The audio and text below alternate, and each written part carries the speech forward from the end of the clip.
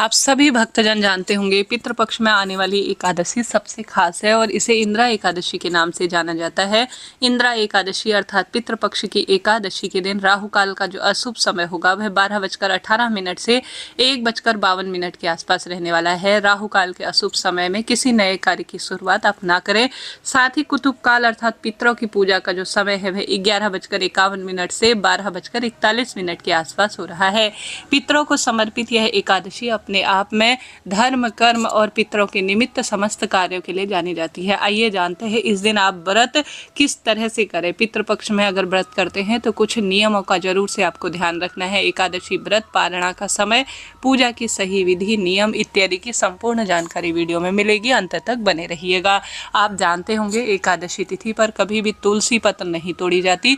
पितरों की पूजा में तुलसी का बहुत महत्व है, तो आप सभी तुलसी अपने पास किसी मलमल के कपड़े में अच्छी तरह से धोकर रख लीजिए। तुलसी को कई बार प्रयोग में लिया जा सकता है, भले ही तर्पण कार्य हो या श्री नारायण की पूजा में। तो एकादशी जब से शुरू हो और एकादशी समाप्त तक आपको तुलसी को नहीं तोड़ना है। और एकादशी में तुलसी में जल भी नहीं चढ़ाया जाता, सिर्फ दीप दान किया जाता है। चावल भी श्री नारायण की पूजा में आपको प्रयोग में नहीं लेने हैं और उसके स्थान पर काला तिल अभी प्रयोग में लेना पूजा में, दीप दान में हर स्वरूप में सुख देगा। 2025 में एकादशी जो इंद्रा एकादशी है 16 सितंबर 2025 की रात्रि 12:23 से शुरू होगी और एकादशी तिथि का समापन 17 सितंबर 2025 रात्रि 11:40 के आसपास तक होगा। ऐसे में इस बार जो उदया तिथि के हिसाब से नियम है, गृहस्थ जनों के लिए एकादशी व्रत करने का शास्त्रों में विधान है और पंचांग में लिखा गया है, उस आधार से 17 सितंबर 2025 को ही हम सभी को एकादशी का व्रत करना होगा। एकादशी व्रत पितरों को समर्पित तिथि है। खास तौर पर जो यह इस समय आती है श्राद्ध पक्ष में, वह तो अधोगति में भटक रहे हमारे जो पितर हैं, जिनको मोक्ष नहीं मिल रहा है, उनकी मुक्ति के लिए सबसे सहायक मानी जाती है। तो अगर आप एकादशी व्रत करते हैं तो आप किसी की कही सुनी बातों में ना आए कि श्राद्ध पक्ष में एकादशी व्रत नहीं करना चाहिए। एकादशी व्रत या कोई भी घर की पूजा पाठ इत्यादि को आपको कंटिन्यू करना है, नियमित रूप से करना है किसी भी अवस्था में। देखिए अभी सूतक का समय नहीं है, यह पितृपक्ष है, पितरों को हम समर्पित है, उनके लिए हम दान पुण्य तर्पण करते हैं। तो व्रत को आपको कभी भी छोड़ना नहीं है किसी भी अवस्था में, इस चीज का आप ध्यान रखिएगा। कोई कितना ही कहे कि श्राद्ध में पूजा ना करें, तिलक ना लगाएं, साथ ही घंटी ना बजाएं, तो यह निषेध है, ऐसा कुछ नहीं है। अभी कोई घर में किसी की मृत्यु नहीं हुई है, सिर्फ पितरों का समय चल रहा है जिनका नियम अवधि हम पालन कर रहे हैं। तो आप बिल्कुल चिंता ना करें। अगर इस दिन पितरों के निमित्त कोई व्रत करते हैं, तर्पण करते हैं, जलदान करते हैं, दीप दान करते हैं या स्वधा स्रोत का पाठ का श्रवण करते हैं या पितरों के लिए कोई भी कार्य करते हैं, एकादशी के दिन आप भगवान की पूजा भी करते हैं, श्री नारायण से प्रार्थना भी करते हैं, तो हमारे पितृ बैकुंठ में बहुत सुंदर स्थान प्राप्त होता है। और पितृ आशीर्वाद हो, श्री नारायण का आशीर्वाद हो, तो जीवन में स्वतः ही सब सुख मिल जाता है। तो 17 तारीख को आप इंद्रा एकादशी का व्रत करें। आप सब जानते होंगे इस दिन सूर्य उदय का जो सबसे अच्छा समय है वह 6:17 के आसपास हो रहा है। तो सूर्य उदय से पहले पहले आप उठ जाएं, घर के दरवाजे पर जल का छिड़काव करें और साथ ही दरवाजे पर या घर की रसोई में पितरों के नाम से काला तिल डालकर लंबी बत्ती का दीपक जरूर प्रज्वलित करें। ऐसा करने से पितर प्रसन्न होते हैं, सौभाग्य देते हैं और दुख दरिद्रता का भी स्वतः ही अंत हो जाता है।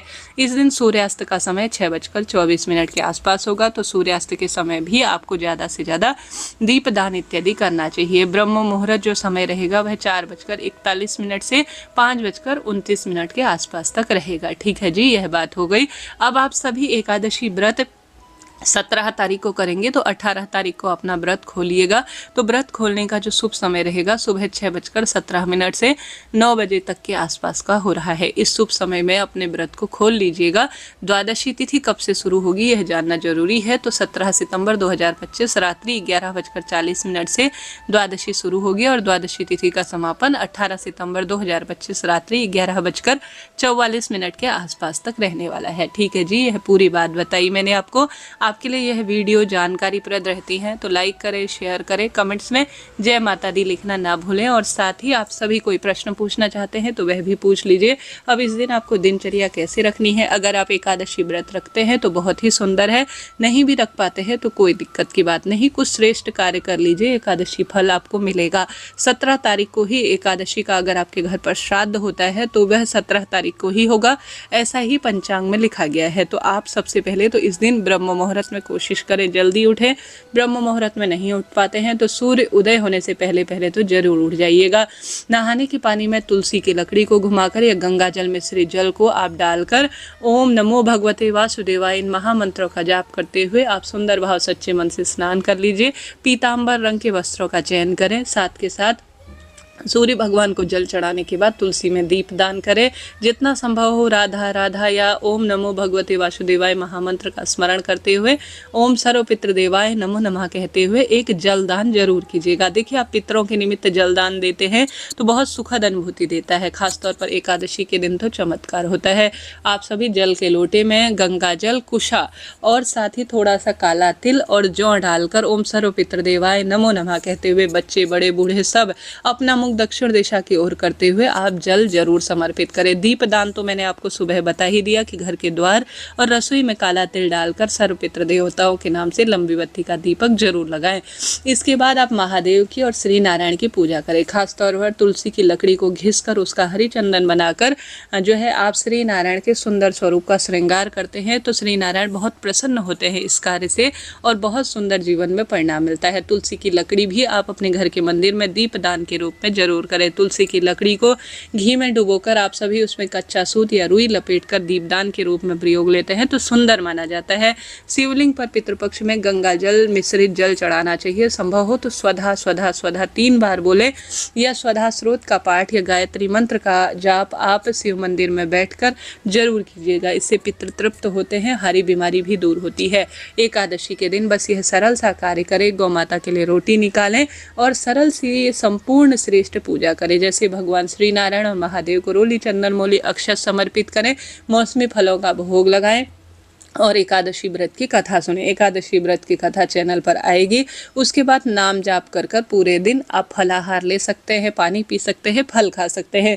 संभव हो तो भजन कीर्तन करें, नहीं तो नाम जाप पर्याप्त है। रात्रि जागरण करें। दूसरे दिन जो पारण का शुभ मुहूर्त बताया उस समय उठें, घर की रसोई में चावल बनाएं और अपने घर के जो है मंदिर में आप सभी को सुंदर भाव सच्चे मन से चावल का भोग श्री नारायण के लिए लगाना है और साथ ही चावल आप सभी को श्री नारायण के साथ साथ एक समय का पंडित ब्राह्मण जी के लिए दान भी देना है। द्वादशी तिथि पर भी पितरों के लिए आप सभी जल का दान कर कर दीप दान करें। गौ माता को जो आपने चावल बनाया है उसका भोग समर्पित कर कर आप तुलसी पत्र खाकर या थोड़ा सा चावल खाकर अपने व्रत का पारण कर लीजिएगा। इस तरह से यह जानकारी थी। व्रत करें या ना करें, इस दिन दीप दान जरूर करें। जैसे अपने पितरों के नाम से पीपल, तुलसी में, श्री नारायण और महादेव के मंदिर में अन्न का दान आपने करना है। साथ के साथ थोड़ा बहुत अपनी इच्छा शक्ति सामर्थ्य अनुसार गौ माता की सेवा, चींटी चिड़िया के लिए दाना भी जरूर डालें। तो जरा सा भी वीडियो उपयोगी रहते हैं तो राधे राधे।